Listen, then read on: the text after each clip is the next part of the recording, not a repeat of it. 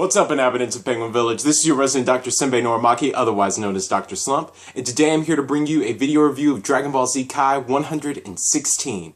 And man, this week's episode was a really good episode, and I really thought last week's episode was good in comparison to this week's episode, but this week's episode I think actually was a lot better than last week's episode, and mainly that's because of the exposition that was given in the episode.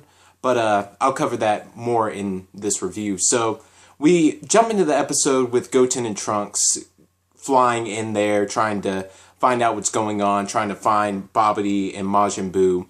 And basically we just get some filler-esque scenes of them peeing on a rock and getting chased by a dinosaur. And that's how this episode starts off. And I'm like, oh my god, this episode's going to be just a letdown. I don't know if we're going to get the moment that I'm expecting to get the moment, but from then on, it just gets so much better. Basically, what happens is that we get back into the Goku versus Vegeta fight, and I thought, we're not going to get back into this Goku versus Vegeta fight until they start standing off like they did in the middle of this episode.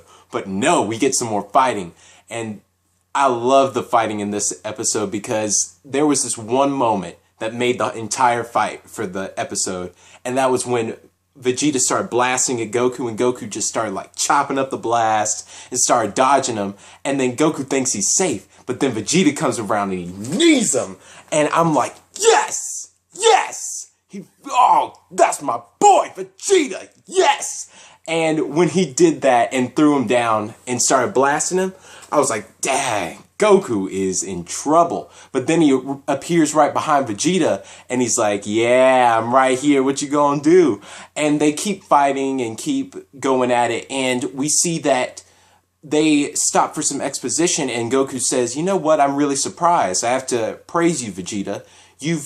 I've trained 7 years in the other world, and I've trained so hard, and we're completely even. We're evenly matched, and I can't believe it. You must have trained harder than I did. And Vegeta was like, no, I trained very hard, and I thought I trained harder than you, but you have a natural talent that puts yourself above me. I realized that as we were fighting Yakon today, and you turned Super Saiyan 2. Your power was greater than mine, and I couldn't stand it. And that's when I secretly made up my mind. And he smiled at Goku, and Goku's like, you didn't?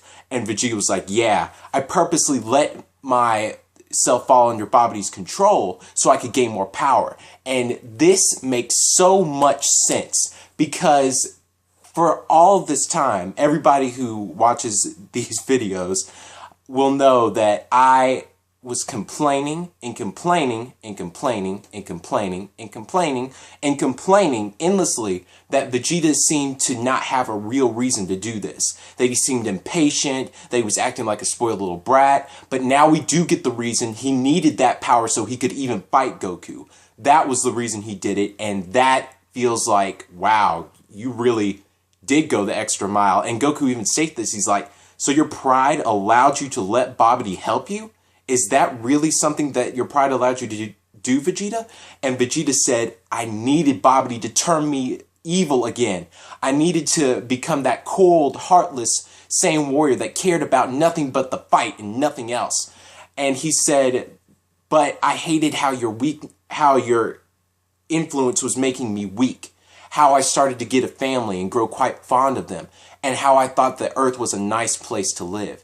Don't you understand? That's why I needed Babidi. I needed him to make me evil again so I could get rid of that kind of weakness. And I must say I do feel strong again. And Goku says, are you sure about that? And this brings up a very good point. Vegeta isn't sure. He's making this whole entire speech to give justification for why he did what he did. Goku was making him weak. That's why he's weaker than Goku. But that's not really true. He stated it before that Goku was actually just naturally stronger than him. And it's something that Vegeta thinks that he has to get rid of in order to become strong. He needs to get rid of these things because they have made him weak. That's what he keeps telling himself. But that's not the real reason that is making him weak. He's just naturally weaker than Goku. He thinks that he's weak because he's weaker than Goku, but he's not weak because he's weaker than Goku. He just feels that way, and that's where the inferiority complex of this part is. Vegeta is the Prince of Saiyans, so he thinks he's the strongest of all Saiyans. He thinks he should be the strongest of all Saiyans, but he's not the strongest of all Saiyans, and therefore he thinks he's weak because of that, but he's not actually weak. He just thinks that he's weak. So he is just really using all of this dialogue as just trying to explain why he's doing this and to justify it. But that's not really the real reason, and Vegeta knows it. Vegeta just knows that he's weaker than Goku. He just feels like that he has to explain this somehow. And I found this really, really good in this episode because it really just brought home Vegeta's character and how much of a three-dimensional character he is.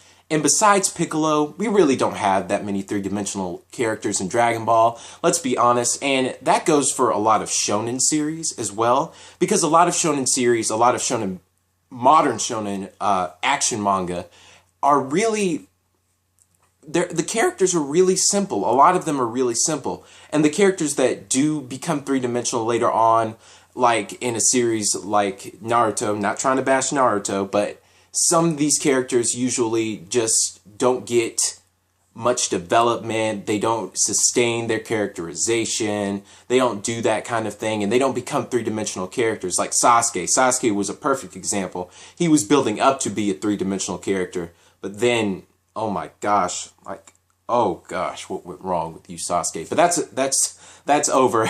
Back into the review. So basically, we get into the scene where Deborah and Babidi are awaiting Majin Buu's release, and Supreme Kai says that Gohan and him should run. They should run. They should really start to run right now before they die. And Gohan's like, no, I'm gonna do this. Rah! And he says, Kamehameha! And he fires it at Majin Buu's shell, and Majin Buu's shell comes clean off after a few minutes of persisting that wave. So basically, the wave comes out and the shell cracks, and there's nothing but smoke. There's nothing but smoke inside the shell, ladies and gentlemen. It's over. It's over, and Babidi starts to cry. I can't believe it.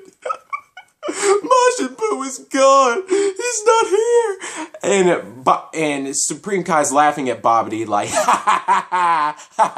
Looks like your plans failed, bro. You mad, bro? You mad, bro? Let's do this, Gohan. We got it. We got this in the bag now. And Babidi's like, oh, I'm gonna make you pay. Deborah, kill them. And Deborah's ready to go up. But then Gohan says, no, I sense a very monstrous chi. And then after that, what happens? It becomes Majin Buu. The smoke in the clouds become Majin Buu.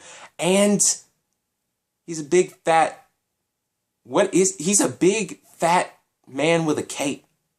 That's all he is. A big fat man with a cape. That's the villain? That's our main villain, Majin Buu? That's our main villain, huh? Oh my gosh, I can't believe this. I think this is like the biggest letdown in appearances so far. And given next week's episode preview, we know that he's a little bit more menacing than he appears to be, just to say the least. But this is kind of a letdown in appearance, I must say. I could say if I was reading this weekly, I'd be like, what is this? What even is this?